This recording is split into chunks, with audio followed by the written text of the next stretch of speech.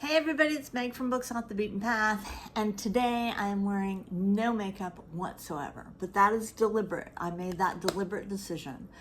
I am 58 years old, and I am embracing change. I'm going through a lot of changes, and I'm embracing change, and I just thought, you know what? They want to hear about the books. They don't need to be concerned about what I look like. And I'm gonna just stay on just a little bit. But it is time for another episode of Popcorn and a book haul. Woo! So let's see what we got. Our drink of choice today is a White Claw. Can you say that on YouTube? Is my channel going to get taken away now? I've seen some horror stories recently about channels being taken away. I don't want mine to be taken away. I love mine too much. I love you guys too much. But let me take a sip and then we'll dive right in. Okay. So yeah, I'm resting my face and I'm resting my hair from the hot rollers and everything like that, and the makeup and all this kind of stuff. And I just found that putting moisturizer on my face on Saturday and just letting it alone is really good for me. And so I hope that you guys do it too. But I don't have any eyebrows, which is really beginning to bug me. Maybe I should have put on eyebrows, but it's too late now. Okay. What's going on as far as my world? Well, I'm doing a buddy read with my good friend Heather, and we have chosen to read together The Legend of Sleepy Hollow, which she has never read, which I find shocking. But maybe it's because she lives over across the pond, and this is a truly American ghost story. It's a wonderful, I don't like this Walmart sticker on it because you can't get it off, but I am such a Headless Horseman fan. I have 2 or 3 Headless Horseman cross stitches, love Ichabod Crane. I really enjoyed, what was it called? The Spell Book of Katrina Van Tassel is now canon because it takes off from the story. It's wonderful. So Legend of Sleepy Hollow, it is Summerween. Have you heard of that? I haven't heard of that, but I heard of it recently. Okay, this one is a wonderful find. This is Mary Roberts Rinehart, and you guys know how much I love her. And this is Dangerous Days. And this is a novel, apparently, about an extramarital affair, which I'm rather shocked at. Copyright date is 1919. And listen to this great first paragraph. You'll just love it. Natalie Spencer was giving a dinner. She was not an easy hostess. Like most women of feudal lives, she lacked a sense of proportion, and the small and unimportant details of the service absorbed her. I tell you what, MRR, love you. If I could write like you, sitting on a beach just counting my money. This is the one I'm reading at the moment. It's an indie author's book, and it's called Murdering Ghosts. And this is about ghosts who are coming back and murdering people. And it's a little cheesy, I will admit, but it takes place in Charleston, which I love. I've been to Charleston once, and I would love to go back. If I have any Charleston viewers or anybody who loves Charleston as much as I do, please let me know. But this one is really cool because when they find the dead bodies are almost frozen. They're so cold. And there's no reason for them to be so cold because it's summer in Charleston.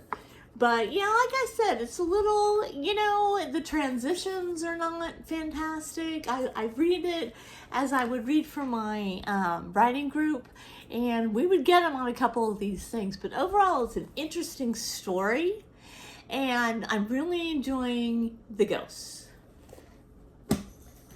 I DNF'd this one, Shadow of the Raven. And this one was about, it was about this guy, Dr. Thomas Silkstone, and apparently there's a series of this because apparently people like this, and I don't know, book reviews giving it some good things, Publishers Weekly likes it and everything like that. I don't know what's wrong with me, but I just did not care. I didn't care what was going on. I didn't care about the peasants. I didn't care about the main character, and I kept waiting to care. Never cared. The end. The Year of the Rooster. Now this one, I love this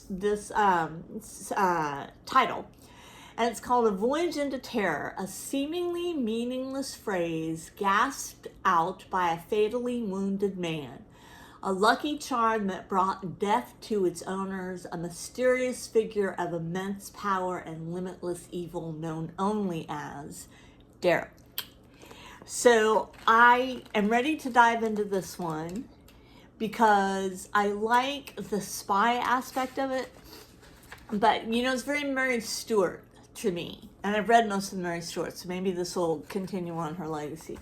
Let's see if I can get you 1971. But don't you just love the cover? So hopefully it'll be a little Mary Stuart-like. This one, the cover was in bad shape, and I'm not crazy about the certain subject matter because it's about a woman who loses her son to suicide. But the college, I guess this is the college up here, they've had 11 suicides. So they probably are not putting that on their brochure or speaking about that on the tours when the little freshmen are coming in. But I liked the idea. I don't like the idea of a son committing suicide, but I like the idea of kind of a dark force which apparently is haunting this little college that they have perched on a cliff. Interesting. Mary Roberts Rinehart, The Street of Seven Stairs. Stairs? Yes. I mentioned this one before in another book haul. I think I did. Cocktail break. But this one is about a violinist and what's going to happen to her when she goes to Vienna and tries to pursue her violinist profession. And it's on the street of seven stairs. Something bad's going to happen. That's what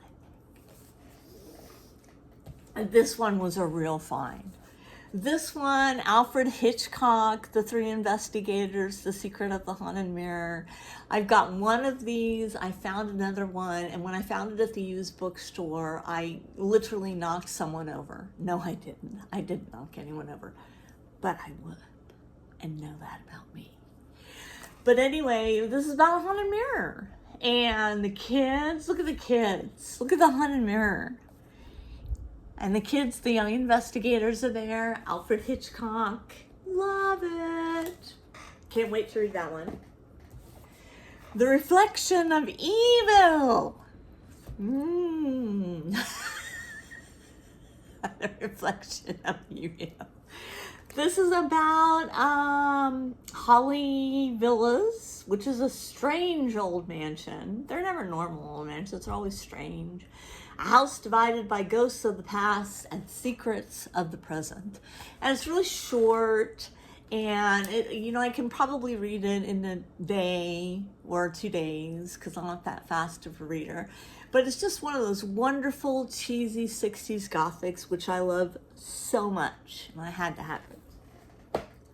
And then this one is a candlelight mystery, which I've never seen. It's called The Lost Inheritance.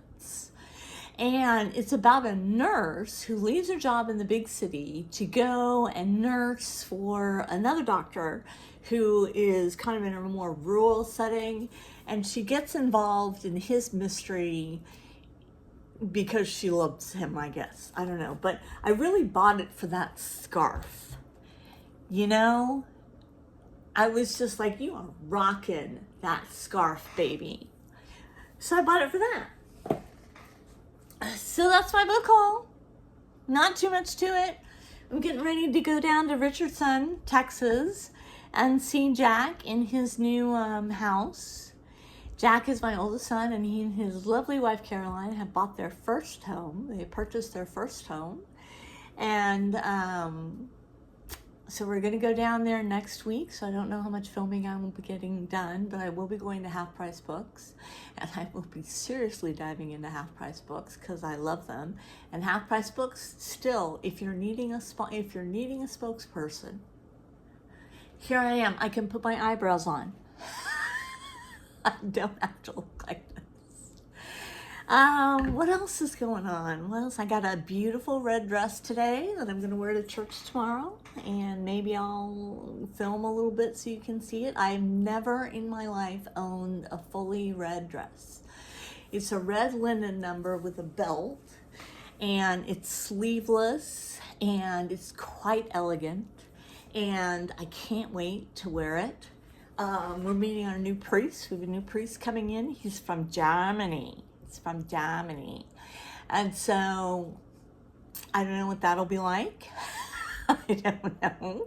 Hopefully he won't be goose stepping around anywhere. Don't mention the war. Well, let's see. Do I have anything else to tell you? No, I guess I don't.